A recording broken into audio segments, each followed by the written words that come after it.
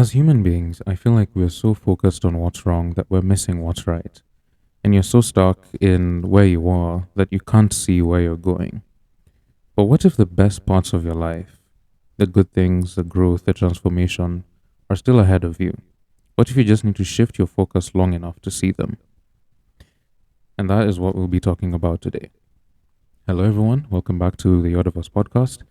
I'm Luke, and this is a podcast where we just talk about life and answer questions and explore curiosities.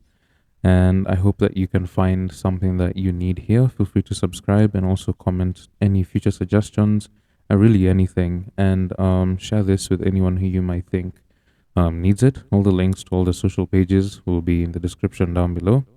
And without saying much more, let's get started. So, let me ask you something. When was the last time you looked at your life and thought, you know what? Things are actually pretty good. Not perfect, not Instagram worthy, just good. If you're like most people, it's been a while because it's so much easier to see what's wrong than what's right. You see the relationships that aren't working, the goals that you've not hit yet, the version of yourself you're not living up to, the things other people have that you don't, all the ways life isn't what you thought it would be, and so much more. And you miss the small wins, the people who actually show up in your life, how far you've come from where you are, and the quiet joys that don't make it into your highlight reel of life. And it's not your fault. Our brains are literally wired to focus on threats, problems, negativity, and negativity. It's a survival instinct. But it also means we walk through life with tunnel vision, only seeing what's wrong, what's missing, what's hard. And when that's all you see, it's easy to lose hope, to think, is this it? Is this all my life is going to be? But here's what I want to talk about today. What if the good things are already here and you're just not noticing them? And what if the best parts of your life are still ahead of you? You just can't see them yet. This isn't toxic positivity. This isn't just think positive and everything will be fine. This is about retraining your focus so that you can actually see reality, the hard and the good, because both exist and you deserve to notice both. Before I move on, I just want to say that this thought stemmed from something that I've been thinking about lately is how we miss the small things in life. And from there is when I started thinking and reflecting and writing down stuff about this particular thing. So, the first thing I want to talk about is the good things you're missing right now. So, let's start here. What are the good things in your life right now that you're not paying attention to? I'm not talking about the big, obvious stuff. I'm talking about the small, quiet, easy to overlook things that actually make life worth living. Let me give you some examples, and I want you to honestly ask yourself, when's the last time I noticed this? The people who show up in your life, not the flashy friends, not the ones who are only around when things are fun, but the ones who text you back, who check in, who remember things about you, who stay even if you're not your best self. When's the last time you paused and thought, I'm grateful for this person?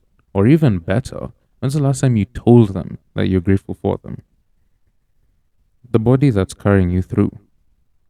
Your body woke you up today. Your heart is beating. Your lungs breathing. You can walk, see, hear, feel, taste, and experience life.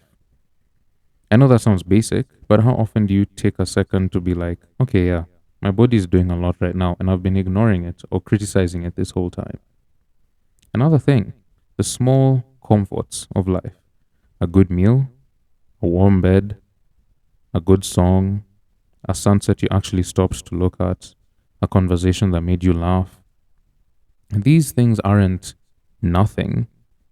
These are the things that make life good, but we dismiss them because they're not big or impressive.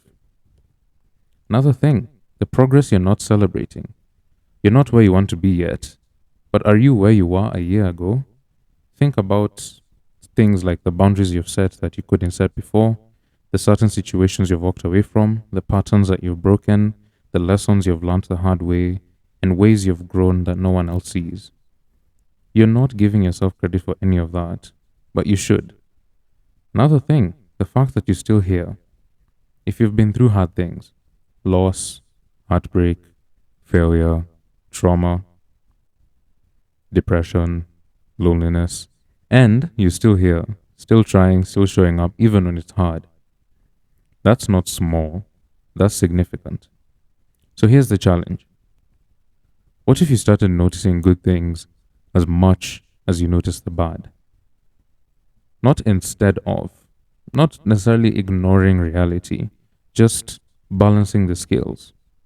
Because right now, you're probably spending 90% of your mental energy on the 10% of your life that's not working, and that's exhausting. And it's also not the full picture. The second thing I want to talk about is why we miss the good and how to stop. So, why do we do this? Why do we fixate on what's wrong and overlook what's right? Number one, negativity bias. Like I said earlier, our brains are wired to focus on threats. In the olden days, noticing the one tiger in the bushes kept you alive. But noticing the 10 beautiful flowers that you passed on your way while you were hunting, for example, didn't. So we evolved in a sense, at least psychologically, to scan for danger, for problems, for what's wrong. And in modern life, that looks like obsessing over one critical comment and ignoring the 10 positive ones, replaying the awkward moments and forgetting the good conversation, focusing on what you don't have instead of what you do. Secondly, social media trains you to compare. You scroll and see everyone's highlights, and suddenly your life feels small, boring, and not enough. But you're comparing your reality to their performance, and that's not fair to you. Third thing, you think acknowledging the good means settling. There's this fear that if you appreciate where you are, you'll stop trying to grow. Like gratitude and ambition can't coexist. But that's not true. You can be grateful for what you have and want more. You can celebrate how far you've come and keep going. In fact, gratitude, in my opinion, is what fuels sustainable growth. Because when you're constantly focused on what's missing, you burn out.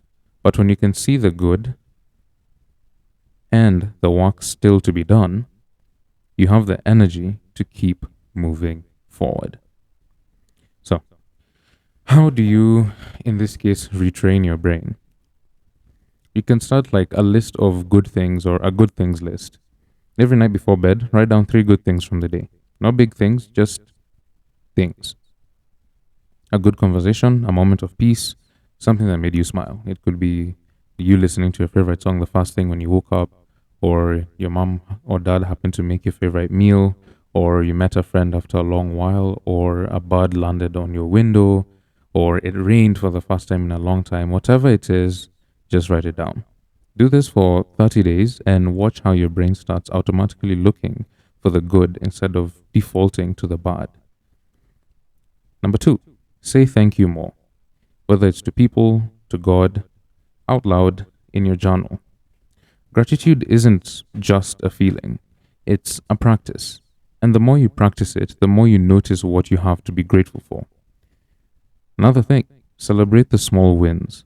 You don't have to wait for the big moments to feel proud.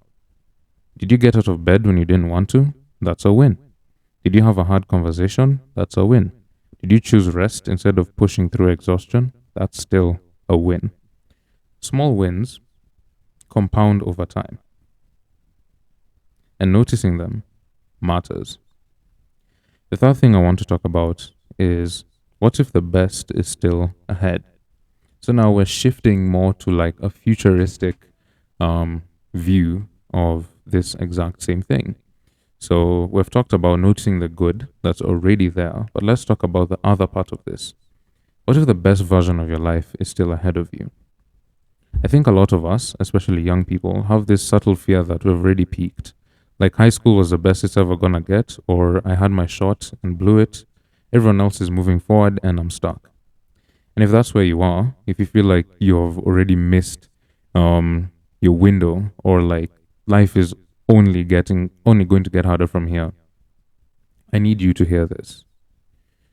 You have no idea what's coming, absolutely no idea, and that's a good thing. Let me explain. Why the future holds more than you think. Number one, you're still becoming who you're going to be.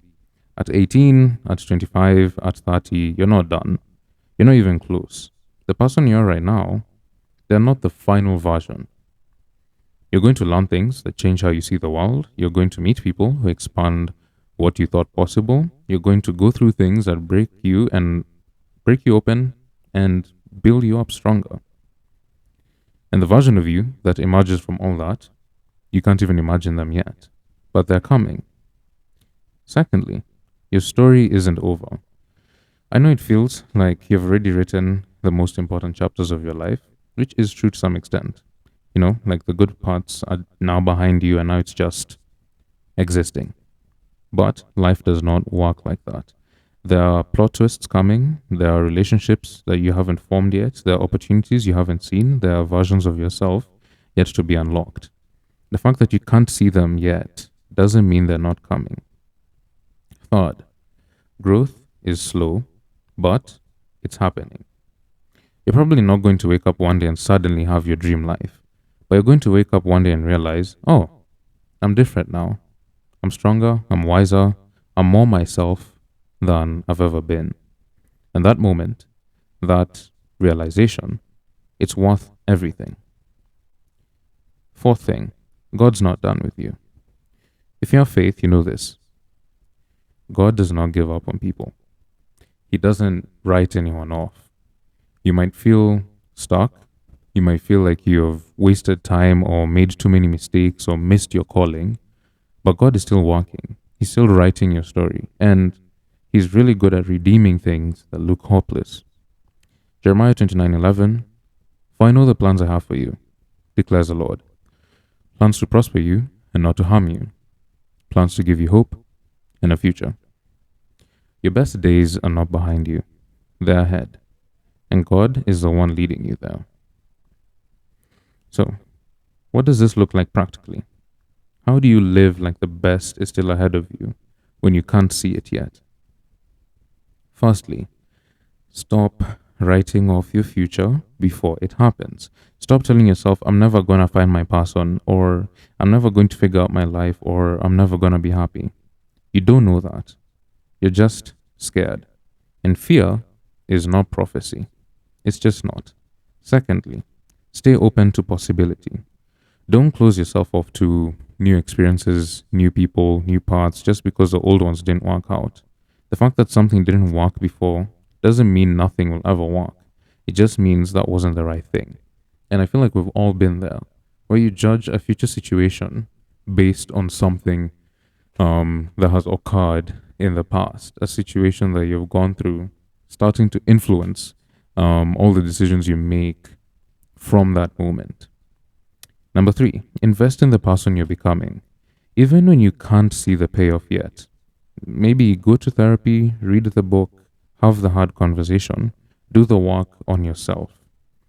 Because future you is going to need the version of you that's doing the work right now. And that's something that we need to realize. The version of you in the future that has achieved your dream is depending on you right now to put in the work to get to where that version of you is. Fourthly, trust the process. I know that sounds like a cliche, but it's true. You don't have to see the whole staircase, you just have to take the next step, and then the next one, and then the next. And one day, you look back and realize you climbed higher than you ever thought you could. The fourth thing I want to talk about is holding on to hope, even when it's hard.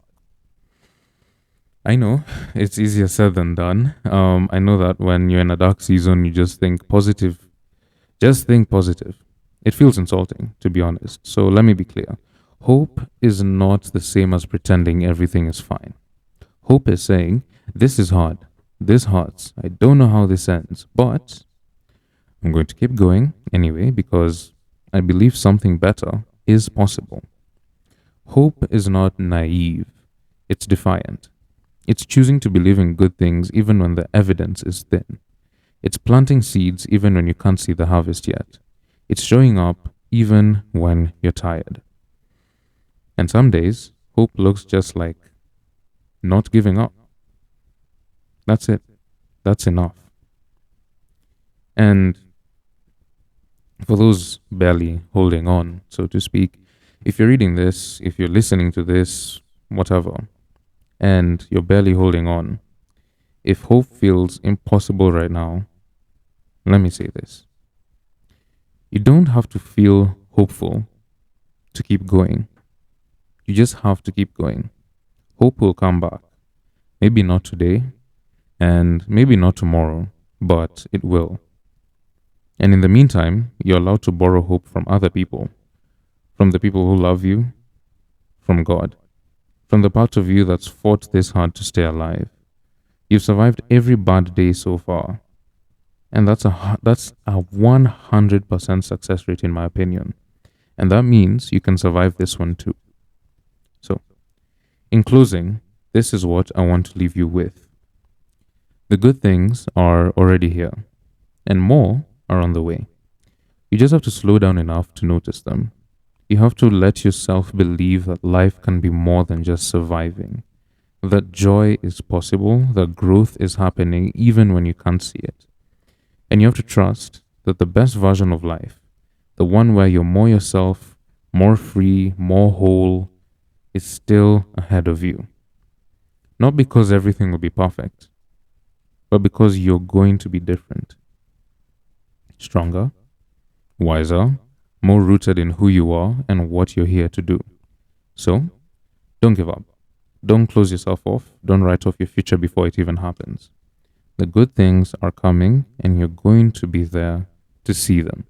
Trust me.